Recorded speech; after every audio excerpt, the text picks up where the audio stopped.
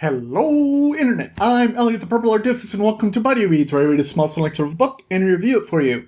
Today we are covering chapter number 1 of The Lies of Locke Lamora by Scott Lynch. I hope you've read that chapter yourself, because I do not want to ruin anything for you. I also realized that I forgot to link you to the podcast that I was talking about last video, so I fixed that in the description of the last video. And if I did it correctly, there's a card up here that will take you to the podcast site as well, and linked it in the description as well. Enjoy. The Duke and Duchess Podcast is a very entertaining podcast, and they do this way better than I do. So go ahead and give them a listen. But on with the book. Chapter 1 starts off many, many years after the prologue. It doesn't say exactly how many years. Maybe it's only 2. I don't know. But you have Locke, and he is with Gallo and Callow. And there are 2 more characters introduced in this chapter named Jean and Bug. And Bug happens to be kind of like the, I don't want to say dimwit, but that's kind of the most fitting word for Bug. Maybe it's not so much that he's a dimwit, but people treat him as such. They keep on saying, do you know the plan? Do you know the plan? Do you know the plan? And Bug is like, I get it. Please stop asking me these questions. I know the plan. All right? And Jean, well, Jean is kind of full of himself. Jean is... he's kind of like that superhero that thinks he can do everything right, but really can't. So, we'll see how Jean progresses farther in the book. Anyways, we have Locke, and he is setting up this con, a supposedly long con, against a Don named Don Salvara. In order to do this, he is in an alleyway with, I believe it was Callow, and Callow is choking him, because what he wants to do is he wants to pretend to be choked and have the Don come by and see the choking incident and be like, oh my gosh, I have to help that man, and run over and save him. We have Locke, and he is being fake strangled, and they're like, where is the Don? Where is the Don? And Locke is like, just keep on choking me. Just a little tighter, Daddy.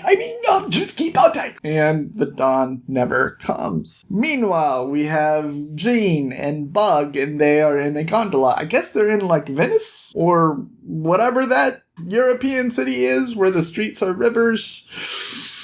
I don't travel ever since I got out of the military, so I can't remember exactly which one that is. They're in a gondola, and they are, rowing their way down the streets of this city. And this is where Jean keeps on bugging him and says, hey, do you know the plan? Do you know the plan? Do you know the plan? Do you know the plan? Do you know the plan? And Bug is like, just stop asking me that. I will beat you with a stick. He doesn't actually say that, but I can understand if he did, because they keep on saying, do you know the plan? Do you know the plan? Do you know the plan? Do you know the plan?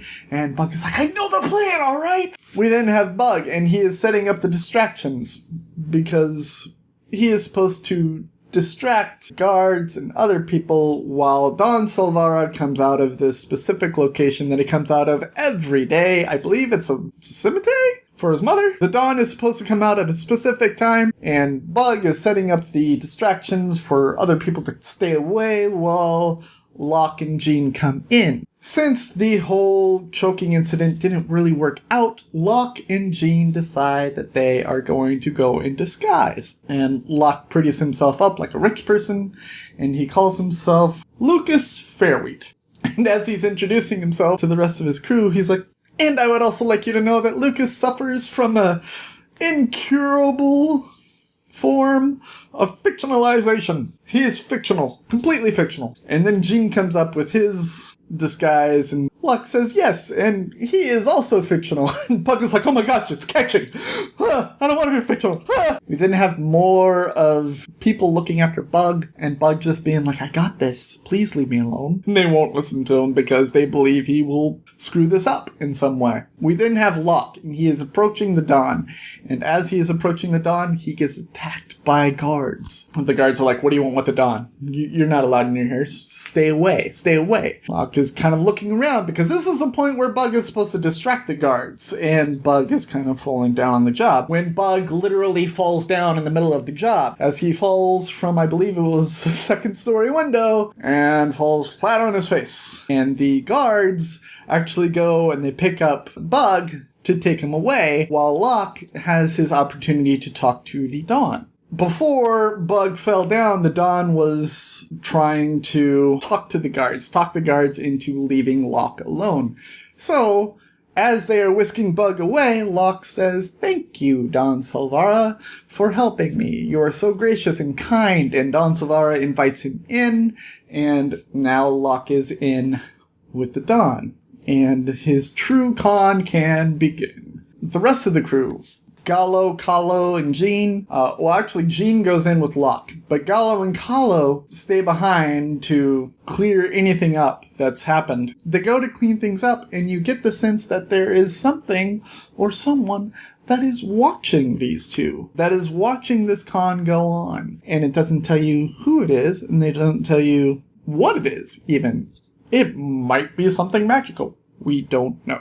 Gallo and Kahlo go after Bug, and they're like, "Where the hell is Bug? Where the hell is Bug?" And then this chariot arrives, and it's got a whole bunch of barrels in it. The guy who was driving the chariot jumps out, and he says, "Hey, I have this barrel for you. I was supposed to give it to you, and I was told that I would be paid 10 large coins for this." I don't know what they're called anymore. I don't read the book.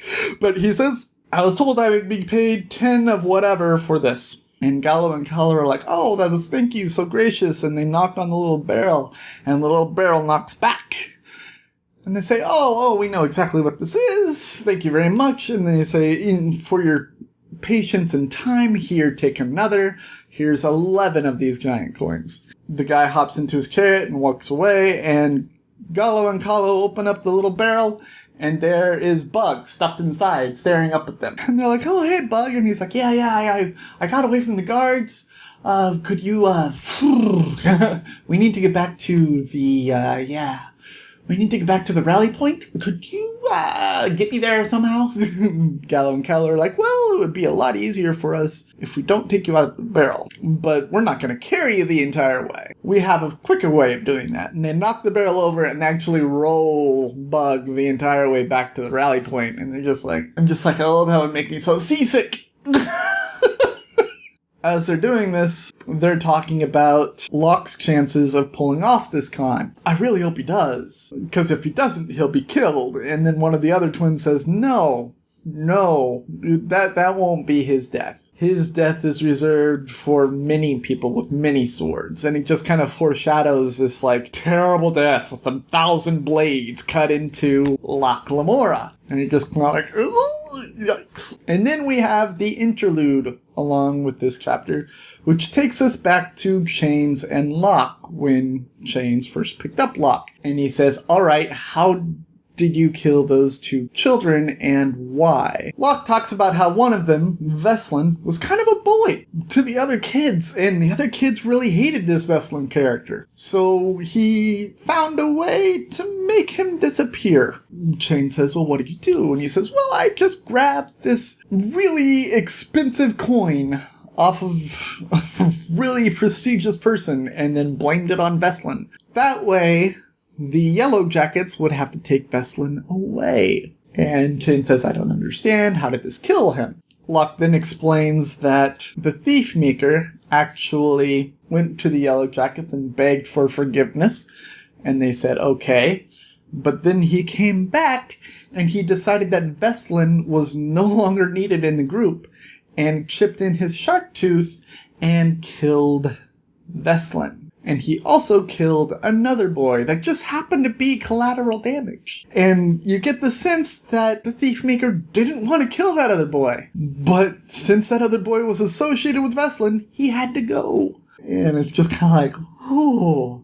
And Chains looks at Locke and he says, "So, are you going to tell me where you monumentally fucked up? Or would you like me to?" And that's where the chapter ends. I'm glad that Gallo and Kahlo have stopped their whole, "Which one is Gallo? Which one is Kahlo?" stuff, because that was really annoying when we first got introduced to them. I hope that doesn't come back. But they're still slightly talking in riddles, especially when they foreshadowed the death of Locke Lamora. What exactly did that all mean? We don't know yet. They're just kind of foreshadowing his death. If you like what I'm doing, go ahead and click that subscribe button. If you like this video specifically, go ahead and click that like button. And go ahead and leave a comment letting me know when you monumentally fucked up. I I've been Alec the Purple-Haired Doofus. This has been Buddy Reads, reminding you to watch up Jam Radius. And I will see you all in the next chapter of The Lies of Locke Lamora by Scott Lynch. Toodles!